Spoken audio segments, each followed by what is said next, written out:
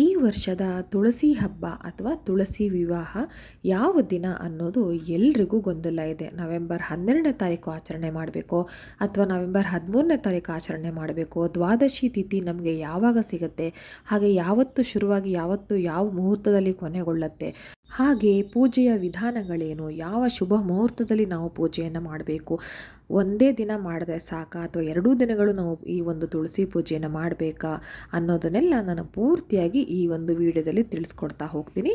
ವಿಡಿಯೋನ ಎಲ್ಲೂ ಸ್ಕಿಪ್ ಮಾಡದೆ ಕೊನೆ ತನಕ ಪೂರ್ತಿಯಾಗಿ ನೋಡ್ತಾ ಹೋಗಿ. ಈ ಒಂದು ತುಳಸಿ ಹಬ್ಬ ಅಥವಾ ತುಳಸಿ ವಿವಾಹ ಅಂತ ಏನು ಹೇಳಿದೆ, ಅದನ್ನು ಉತ್ಥಾನ ದ್ವಾದಶಿಯ ದಿನ ನಾವು ಆಚರಣೆಯನ್ನು ಮಾಡಬೇಕಾಗುತ್ತೆ. ಉತ್ಥಾನ ಅಂತ ಹೇಳಿದ್ರೆ ಏನು, ದ್ವಾದಶಿ ಅಂದರೆ ಒಂದು ತಿಥಿ, ಉತ್ಥಾನ ದ್ವಾದಶಿ ಅಂದರೆ ಏನು, ಉತ್ಥಾನ ಅಂತ ಹೇಳಿದ್ರೆ ಎದ್ದೇಳೋದು, ಏಳೋದು ಅಂತ ಅರ್ಥ ಆಗುತ್ತೆ.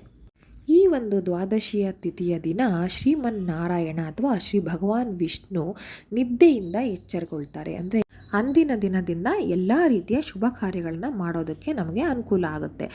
ಒಳ್ಳೆಯ ಶುಭ ಮುಹೂರ್ತಗಳು ನಮಗೆ ಸಿಗ್ತಾ ಹೋಗುತ್ತೆ. ಯಾಕಂದರೆ ವಿಷ್ಣುವಿನ ಆಶೀರ್ವಾದ ನಮಗೆ ಸಿಗಬೇಕಂದ್ರೆ ಆ ಒಂದು ವಿಷ್ಣು ಭಗವಾನ್ ಅವರು ಎಚ್ಚರಗೊಳ್ಬೇಕಾಗತ್ತೆ. ಈ ಒಂದು ದ್ವಾದಶಿಯ ದಿನ ವಿಷ್ಣು ಭಗವಾನ್ ಅಥವಾ ಶ್ರೀಮನ್ನಾರಾಯಣ ಎಚ್ಚರಗೊಳ್ತಾರೆ. ಹಾಗಾಗಿ ಅಂದಿನ ದಿನವನ್ನು ಉತ್ಥಾನ ದ್ವಾದಶಿ ಅಂತ ಹೇಳಲಾಗುತ್ತೆ.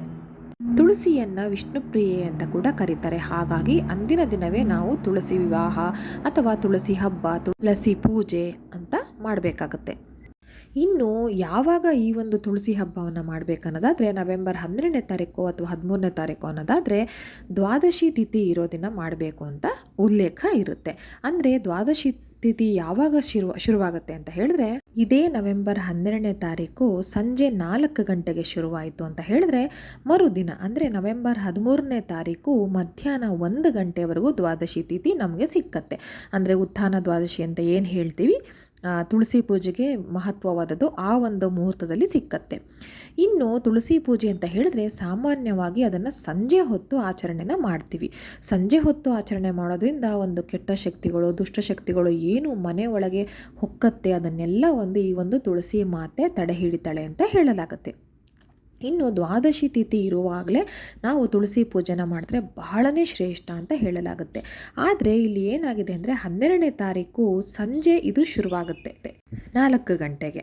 ಹಾಗೆ ಮಧ್ಯಾಹ್ನ 13ನೇ ತಾರೀಕು ಮರುದಿನ ಮಧ್ಯಾಹ್ನ 1 ಗಂಟೆಗೆ ಈ ಒಂದು ದ್ವಾದಶಿ ತಿಥಿ ಮುಗಿದೋಗುತ್ತೆ. ಹಾಗಾದರೆ ನಾವು ಪೂಜೆನ ಯಾವಾಗ ಮಾಡಬೇಕು? ಇವತ್ತು ಸಂಜೆ ಅಂದರೆ 12ನೇ ತಾರೀಕು ಸಂಜೆ ಪೂಜೆ ಮಾಡ್ಬೋದು, ಏನೂ ತೊಂದರೆ ಇಲ್ಲ. ಆದರೆ ಏನಂತ ಹೇಳಿದ್ರೆ ನಾವು ಯಾವುದೇ ಹಬ್ಬ ವ್ರತಾಚರಣೆ ಮಾಡುವಾಗ ನಮಗೆ ಸೂರ್ಯೋದಯಕ್ಕೆ ನಮ್ಗೆ ಆ ಒಂದು ತಿಥಿ ಸಿಗಬೇಕಾಗುತ್ತೆ. ಈಗ ಸಂಜೆ 12ನೇ ತಾರೀಕು ಸಂಜೆ ನಮಗೆ ತುಳಸಿ ಪೂಜೆ ಮಾಡೋದಕ್ಕೆ 4 ಗಂಟೆಯಿಂದಲೇ ದ್ವಾದಶಿ ತಿಥಿ ಶುರುವಾಗಿರುತ್ತೆ. ಅಂದು ನಾವು ಪೂಜೆನ ಮಾಡ್ಬೋದು. ಯಾಕಂದರೆ ಅವತ್ತು ಏಕಾದಶಿ ಕೂಡ ಇರುತ್ತೆ, ಅವತ್ತು ಕೂಡ ಶುಭ ಮುಹೂರ್ತ ಇದೆ ಪೂಜೆ ಮಾಡೋದಕ್ಕೆ. ಆದರೆ ನಮಗೆ ಸೂರ್ಯೋದಯಕ್ಕೆ ದ್ವಾದಶಿ ತಿಥಿ ಸಿಗದೇ ಇರೋ ಕಾರಣ 13ನೇ ತಾರೀಕು ಪೂಜೆ ಮಾಡಿದ್ರೆ ಒಳ್ಳೆಯದು ಅಂತ ಹೇಳಲಾಗುತ್ತೆ. ಆದರೆ 13ನೇ ತಾರೀಕು ಮಧ್ಯಾಹ್ನ 1 ಗಂಟೆಗೆ ದ್ವಾದಶಿ ತಿಥಿ ಮುಗಿದೋಗುತ್ತೆ. ಸಾಯಂಕಾಲ ಪೂಜೆ ಮಾಡೋರಿಗೆ ಅದು ಆ ಮುಹೂರ್ತ ಸಿಕ್ಕೋದಿಲ್ಲ. ಹಾಗಾದರೆ ಈಗ ನಾವು ಯಾವ ದಿನ ಆಚರಣೆ ಮಾಡಬೇಕು, ಯಾವ ಶುಭ ಮುಹೂರ್ತದಲ್ಲಿ ಆಚರಣೆ ಮಾಡಿದ್ರೆ ಒಳ್ಳೆಯದು ಅನ್ನೋದನ್ನು ತಿಳಿಸ್ತೀನಿ.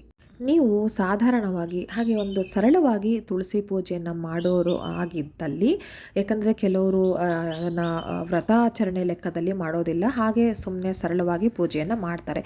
ಇನ್ನು ಕೆಲವರು ತುಳಸಿ ವಿವಾಹವನ್ನೇ ಮಾಡ್ತಾರೆ, ಸಾಲಿಗ್ರಾಮವನ್ನು ಅವ್ರ ಮನೆಯಲ್ಲಿ ಇಟ್ಕೊಂಡಿರ್ತಾರೆ. ಅಂಥವರು ಯಾವಾಗ ಮಾಡಬೇಕು, ಹಾಗೆ ಸರಳವಾಗಿ ಪೂಜೆ ಮಾಡಬೇಕು ಯಾವಾಗ ಅಂತ ಹೇಳಿದ್ರೆ, ನೀವು ಮಂಗಳವಾರ ಸಂಜೆ ಅಂತ ಹೇಳಿದ್ರೆ ನವೆಂಬರ್ 12ನೇ ತಾರೀಕು ಮಂಗಳವಾರದ ಸಂಜೆ 5:15 6 ಗಂಟೆ ಒಳಗಡೆ ನೀವು ಈ ಒಂದು ಉತ್ಥಾನ ದ್ವಾದಶಿ ಪೂಜೆಯನ್ನು ಮಾಡಿ ಮುಗಿಸ್ಕೋಬೇಕಾಗತ್ತೆ. ಯಾಕಂದರೆ ಅಂದಿನ ಸಂಜೆ 4 ಗಂಟೆಯಿಂದ ನಮಗೆ ದ್ವಾದಶಿ ತಿಥಿ ಶುರುವಾಗಿರೋದ್ರಿಂದ ನೀವು ಆ ಶುಭ ಮುಹೂರ್ತ ಬಂದು 5:15 6 ಗಂಟೆ ಸಂಜೆ, ಅವತ್ತು ಅಷ್ಟರ ಒಳಗೆ ನೀವು ಪೂಜೆನ ಮುಗಿಸ್ಕೋಬೇಕಾಗತ್ತೆ. ಎಲ್ಲವನ್ನು ತಯಾರು ಮಾಡಿ ಇಟ್ಕೊಂಡು ಆನಂತರ ನೀವು ಪೂಜೆಯನ್ನು ಮಾಡಿ ಮುಗಿಸ್ಬೇಕಾಗತ್ತೆ. ಇನ್ನು ನೀವು ಅಕ್ಕಪಕ್ಕ ಮನೆಯವರು ಅಥವಾ ಯಾರಿಗಾದ್ರು ನೀವು ಅರ್ಶಿನ ಕುಂಕುಮ ಕೊಡೋದಿದ್ರೆ ಅವತ್ತು ಕೂಡ ಕೊಡ್ಬೋದು. ಇದು ಸರಳವಾಗಿ ಪೂಜೆ ಮಾಡೋರಿಗೆ ನಾನು ಹೇಳ್ತಾ ಇದ್ದೀನಿ. ಹಾಗೆ ನೈವೇದ್ಯಕ್ಕೂ ಕೂಡ ನೀವು ಏನು ನಿಮ್ಮ ಮನೆಯಲ್ಲಿ ಏನು ಪದ್ಧತಿ ಇರುತ್ತೆ, ಕಡಲೆಕಾಳು ಉಸ್ಲಿ ಆಗಿರ್ಬೋದು ಅಥವಾ ಸಿಹಿ ಅವಲಕ್ಕಿ ಆಗಿರ್ಬೋದು, ಯಾವುದಾದ್ರು ಅನ್ನದ ಪ್ರಸಾದ ಆಗಿರ್ಬೋದು, ಯಾವುದು ನಿಮ್ಮ ಅನುಕೂಲ, ನಿಮ್ಮ ಪದ್ಧತಿ ಹೇಗಿರುತ್ತೆ ಅದನ್ನು ನೀವು ಫಾಲೋ ಮಾಡಬೇಕಾಗತ್ತೆ. ಇನ್ನು ತುಳಸಿ ವಿವಾಹ ಅಂತ ಮಾಡೋರು ಅಂದರೆ ಅವರು ವ್ರತಾಚರಣೆ ಮಾಡ್ತಾರೆ, ವ್ರತವನ್ನು ಹಿಡಿದು ಸಂಕಲ್ಪವನ್ನು ಹಿಡಿದು ಮಾಡ್ತಾರೆ. ಅಂಥವರು ಮರುದಿನ ಅಂದರೆ 13ನೇ ತಾರೀಕು ಬೆಳಗ್ಗೆ ಮಾಡಬೇಕಾಗತ್ತೆ. 13ನೇ ತಾರೀಕು ಬೆಳಗ್ಗೆ ಬ್ರಾಹ್ಮಿ ಮುಹೂರ್ತದಲ್ಲಿ ಮುಹೂರ್ತದಲ್ಲಿ ಈ ಒಂದು ತುಳಸಿ ವಿವಾಹ ಅಥವಾ ತುಳಸಿ ಪೂಜೆ ಅಂತ ಏನು ಹೇಳ್ತೀವಿ ಅದನ್ನು 13ನೇ ತಾರೀಕು ಅಂದರೆ ಬುಧವಾರ ಬ್ರಾಹ್ಮಿ ಮುಹೂರ್ತದಲ್ಲಿ ಮಾಡಿದ್ರೆ ತುಂಬಾ ಶ್ರೇಷ್ಠ. ಎಲ್ಲ ಒಂದು ಲಕ್ಷ್ಮಿಯ ಕೃಪಾ ಕಟಾಕ್ಷ ನಿಮ್ಮ ಕುಟುಂಬದ ಮೇಲೆ ಸದಾ ಇರುತ್ತೆ. ಹಾಗೆ ಎಲ್ಲ ದುಷ್ಟಶಕ್ತಿಗಳು ಹೋಗ್ತವೆ ಅಂತ ಹೇಳ್ತಾರೆ. ಅಕಸ್ಮಾತ್ ನಿಮ್ಗೆ ಆಗಿಲ್ಲ ಅಂದರೆ 5:15 6:15 ಅಥವಾ 6:15 ಒಳಗಡೆ ನೀವು ಆ ದಿನ ಅಂದರೆ 13ನೇ ತಾರೀಕು ಬೆಳಗಿನ ಜಾವದಲ್ಲಿ ಈ ಒಂದು ತುಳಸಿ ಪೂಜೆ ಅಥವಾ ತುಳಸಿ ವಿವಾಹವನ್ನು ಮಾಡಿ ಮುಗಿಸ್ಬೇಕಾಗತ್ತೆ. ಇನ್ನು ಸರಳ ಪೂಜೆ ಮಾಡೋರು ಸಹ ಈ ಒಂದು ದಿನ ಪೂಜೆಯನ್ನು ಮಾಡಬಹುದು. ನೀವು 12ನೇ ತಾರೀಕು ಸಂಜೆ ಪೂಜೆ ಮಾಡಿ ಅವತ್ತು ನೀವು ಅಕ್ಕಪಕ್ಕ ಮನೆಯವ್ರನ್ನೆಲ್ಲ ಕುಂಕುಮಕ್ಕೆ ಕರೆದು ಅರ್ಶಿನ ಕುಂಕುಮನ ಕೊಡ್ಬೋದು. ಅಥವಾ ನೀವು 13ನೇ ತಾರೀಕು ಬೆಳಗ್ಗೆ ಪೂಜೆ ಮಾಡಿ ಅಂದು ಸಂಜೆ ಕೂಡ ಪೂಜೆ ಮಾಡಿ ಎಲ್ಲರಿಗೂ ಅರ್ಶಿನ ಕುಂಕುಮನ ಕೊಡ್ಬೋದು. ನೀವು 12ನೇ ತಾರೀಕು ಸಂಜೆನೂ ಕೂಡ ಪೂಜೆ ಮಾಡದೆ ಅಥವಾ 13ನೇ ತಾರೀಕು ಬೆಳಗ್ಗೆ ಕೂಡ ಪೂಜೆ ಮಾಡದೆ ನೀವು 13ನೇ ತಾರೀಕು ಸಂಜೆ ಪೂಜೆ ಮಾಡೋದ್ರಲ್ಲಿ ಅರ್ಥನೇ ಇರಲ್ಲ. ಅಂದು ಯಾವ ಒಂದು ಶುಭ ಫಲಗಳು ನಿಮಗೆ ದೊರೆಯೋದಿಲ್ಲ ಅಂತ ಹೇಳಲಾಗುತ್ತೆ. ಇದರಿಂದ ಕೆಟ್ಟದ್ದು ಒಳ್ಳೆಯದು ಅನ್ನೋದಕ್ಕಿಂತ ನಿಮಗೆ ಯಾವುದೇ ರೀತಿ ಫಲಗಳು ಸಿಕ್ಕೋದಿಲ್ಲ ಅಂತ ಹೇಳಲಾಗುತ್ತೆ. ಯಾಕಂದರೆ ದ್ವಾದಶಿ ತಿಥಿ ಮುಗ್ದೋಗಿರುತ್ತೆ. ಆದರೂ ಸೂರ್ಯೋದಯಕ್ಕೆ ದ್ವಾದಶಿ ತಿಥಿ ನಮಗೆ ಸಿಕ್ಕಿದ್ರೂ ಕೂಡ ಬೆಳಗಿನ ಪೂಜೆ ಕಂಪಲ್ಸರಿಗೆ ಮಾಡಬೇಕಾಗುತ್ತೆ.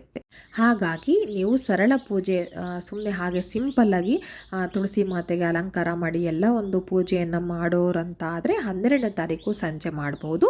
ಅಥವಾ ನೀವು ತುಳಸಿ ವಿವಾಹ ಸಾಲಿಗ್ರಾಮವನ್ನು ಇಟ್ಟು ಅದನ್ನು ಪೂಜೆ ಮಾಡಬೇಕು ಅನ್ನೋದಾದರೆ ಅಥವಾ ನೀವು ವ್ರತಾಚರಣೆಯ ರೀತಿಯಲ್ಲಿ ಸಂಕಲ್ಪವನ್ನು ಹಿಡಿದು ಪೂಜೆ ಮಾಡಬೇಕು ಅನ್ನೋರು 13ನೇ ತಾರೀಕು ಅಂದರೆ ನವೆಂಬರ್ 13ನೇ ತಾರೀಕು ಬೆಳಗ್ಗೆ ಹಾಗೆ ಸಂಜೆ 2 ಹೊತ್ತಿನಲ್ಲೂ ಪೂಜೆಯನ್ನು ಮಾಡಬಹುದು. ಸಾಲಿಗ್ರಾಮ ಇಲ್ಲದೆ ಇರುವಂಥವ್ರು ಇಡೋಕ್ಕಾಗಲ್ಲ ಅನ್ನೋ ಕಾರಣಕ್ಕೆ ಬೆಟ್ಟದ ನಲ್ಲಿಕಾಯನ್ನು ನಾವು ತುಳಸಿ ಗಿಡದೊಂದಿಗೆ ಇಟ್ಬಿಟ್ಟು ನಾವು ಪೂಜೆಯನ್ನು ಮಾಡ್ತೀವಿ. ಅಂದು ತುಳಸಿ ಕಟ್ಟೆಯ ಮುಂದೆ ಚೆನ್ನಾಗಿ ತೊಳೆದು ಒರೆಸಿ ಕ್ಲೀನ್ ಮಾಡಿ ರಂಗೋಲಿಗಳನ್ನು ಹಾಕಿ ಅರ್ಶಿನ ಕುಂಕುಮವನ್ನಿಟ್ಟು ಹೂವನ್ನು ಹಾಕಿ ಅಲಂಕಾರವನ್ನು ಮಾಡಬೇಕಾಗುತ್ತೆ. ಹಾಗೆ ದೀಪ ಧೂಪಗಳಿಂದ ಕೂಡ ಪೂಜೆಯನ್ನು ಮಾಡಬೇಕಾಗುತ್ತೆ. ಹಾಗೆ ನಿಮಗೆ ಯಾವ ರೀತಿ ಸಿಂಗಾರ ಬೇಕು ಅಲಂಕಾರ ಬೇಕು ತುಳಸಿ ಗಿಡಕ್ಕೆ ಮಾಡೋದಕ್ಕೆ ಮಾಡಬೇಕಾಗುತ್ತೆ. ಯಾಕಂದರೆ ಈ ತುಳಸಿ ಸಹ ಅಮ್ಮನವರು ಸಹ ಅಲಂಕಾರ ಪ್ರಿಯೆ ಅಂತ ಹೇಳ್ತಾರೆ. ಹೆಚ್ಚು ಅಲಂಕಾರ ಮಾಡಿದಷ್ಟು ಆ ತಾಯಿ ತೃಪ್ತಿಗೊಳ್ತಾಳೆ ಅಂತ ಹೇಳ್ತಾರೆ. ಹಾಗಾಗಿ ಎಲ್ಲ ರೀತಿಯ ಅಲಂಕಾರಗಳನ್ನು ಮಾಡಿ ದೀಪಗಳನ್ನು ಹಚ್ಚಿ ಹೂವನ್ನು ಏರಿಸಿ ಆ ನಂತರ ನೀವು ನೈವೇದ್ಯಕ್ಕೆ ಏನು ತಯಾರು ಮಾಡಬೇಕು ಎಲ್ಲವನ್ನು ಮಾಡಿ ಆ ತಾಯಿಯ ಮುಂದೆ ಇಟ್ಟು ಪೂಜೆಯನ್ನು ಮಾಡಬಹುದು.